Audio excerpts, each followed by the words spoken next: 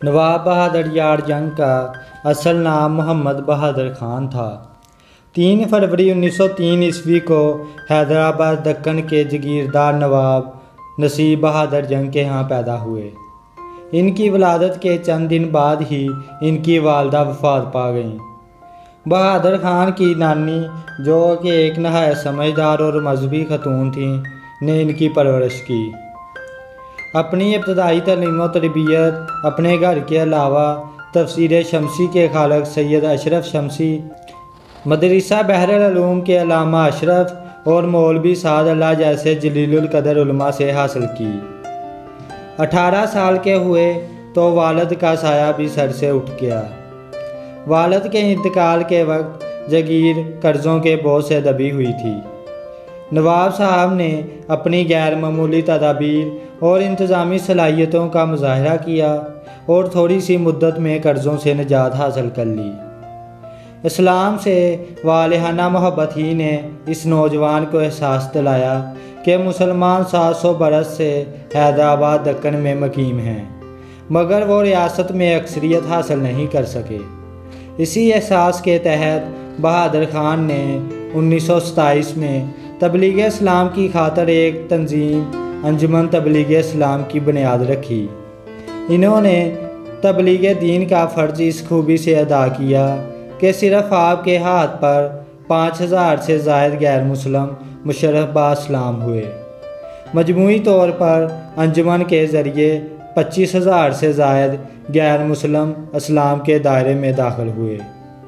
آپ کی تبلیغانہ سرگرمیوں کا دائرہ کار صرف عوام تک محدود نہ تھا، بلکہ آپ حکام تک، حتیٰ کہ نظام کے سامنے بھی برملا تبلیغ کرتے تھے۔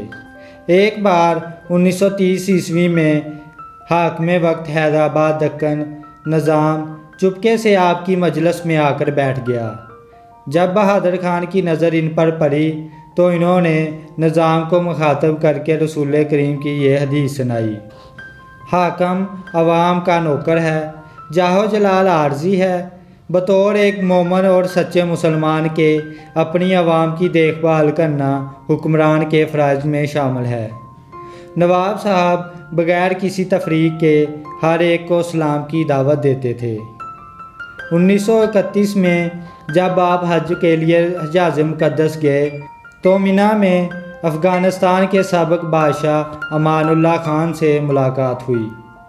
اس موقع پر افغانستان میں بغاوت پر تفصیلی گفتگو ہوئی۔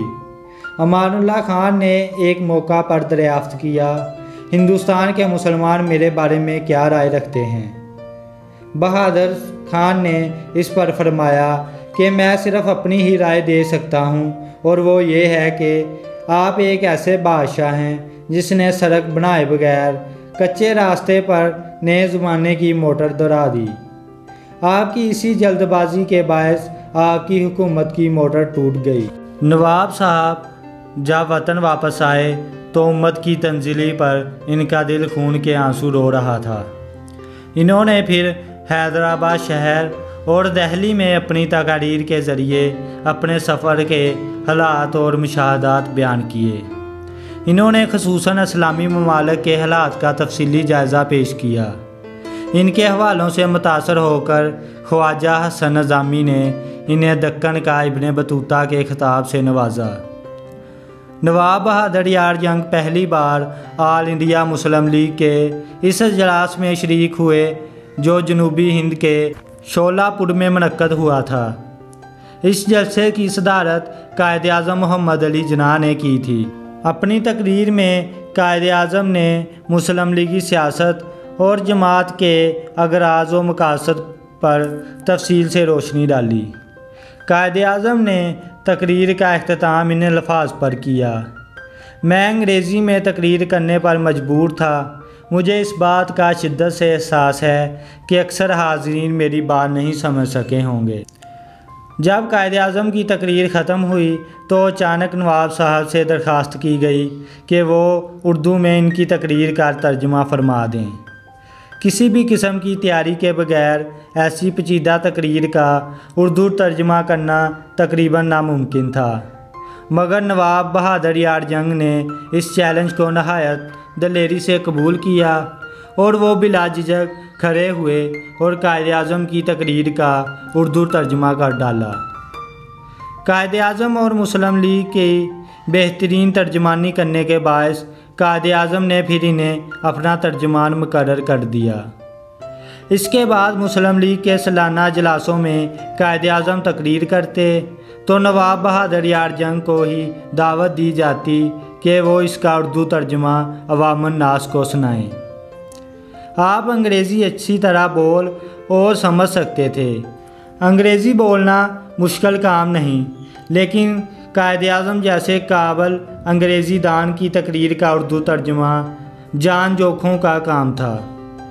مگر ہر اجلاس میں نواب صاحب نے اپنے قائد کی انگریزی تقریر کا ایسا صحیح اور معیاری اردو ترجمہ سنایا کہ سامعین حیران رہ جاتے۔ مسلم لیگ کے 27ویں سالانہ اجلاس جو کہ مارچ 1940 کو منعقد ہوا بے پناہ اہمیت کا حامل تھا، کیونکہ اسی میں وہ قرارداد منظور ہوئی جو آج قرارداد پاکستان کے نام سے مشہور ہے۔ اس تاریخی اجلاس میں مولوی فضل الحق نے قرارداد پاکستان پیش کی جو منظور ہو گئی۔ اسی تاریخی اجلاس میں نواب بہادر یار جنگ نے ایسی سحر انگیز تقریر فرمائی کہ سبھی کو محصور کر دیا۔ جب ان کا خطاب ختم ہو چکا تو قائد اعظم صرف ایک جملے میں انہیں کچھ اس طرح خراج تحسین پیش کیا: بہادر یار جنگ کے بعد کسی اور کا تقریر کرنا غلطی ہوگی۔ ایک اہم کارنامہ یہ بھی ہے کہ مسلم لیگ نے اپنے دائرہ کار سے ریاستوں کو باہر رکھا ہوا تھا۔ دوسری طرف کانگریس کا ریاستوں میں عمل دخل بڑھتا جا رہا تھا۔ نواب بہادر یار جنگ نے مسلمان ریاستوں کو ایک پلیٹ فارم پر جمع کرنے کے لیے اسٹیٹس مسلم لیگ قائم کر دی، جسے قائد اعظم کی بھرپور حمایت حاصل تھی۔ نواب صاحب اکثر فرمایا کرتے تھے، اس جوان نے اگر کسی سے عشق کیا ہے تو وہ ایک بوڑھے قائد اعظم محمد علی جناح سے کیا ہے۔ قائد اعظم کو بھی آپ کی بے پناہ صلاحیتوں کا علم تھا۔ وہ جانتے تھے کہ اگر نواب صاحب مسلم لیگ اور ان کے دستے راست بن گئے تو اسے بہت تقویت ملے گی۔ اسی لیے جب نواب بہادر یار جنگ باقاعدہ طور پر مسلم لیگ میں شامل ہوئے تو قائد نے فرمایا، مسلم لیگ تاحال بے زبان تھی، اب اسے زبان مل گئی ہے۔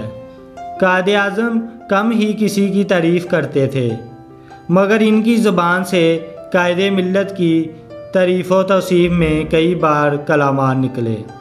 مثلاً ایک بار فرمایا، نواب صاحب بڑے نازک موقع پر میرے لیے رہبر اور مشیر ثابت ہوئے، خدا انہیں عمر دراز عطا کرے۔ نواب صاحب 25 جون 1944 کو اپنے دوست جسٹس ہاشم خان کے گھر دعوت پر پہنچے۔ ابھی کھانے میں کچھ دیر تھی، کسی نے نواب بہادر یار جنگ کے آگے حقہ رکھا۔ انہوں نے دوران گفتگو پہلا کش لیا تو چہرے کی رنگت بدل گئی، دوسرا کش لیا تو روح نے بدن کا ساتھ چھوڑ دیا۔ یوں مسلمانوں کا یہ عظیم ہیرو اپنے خالق حقیقی سے جا ملا۔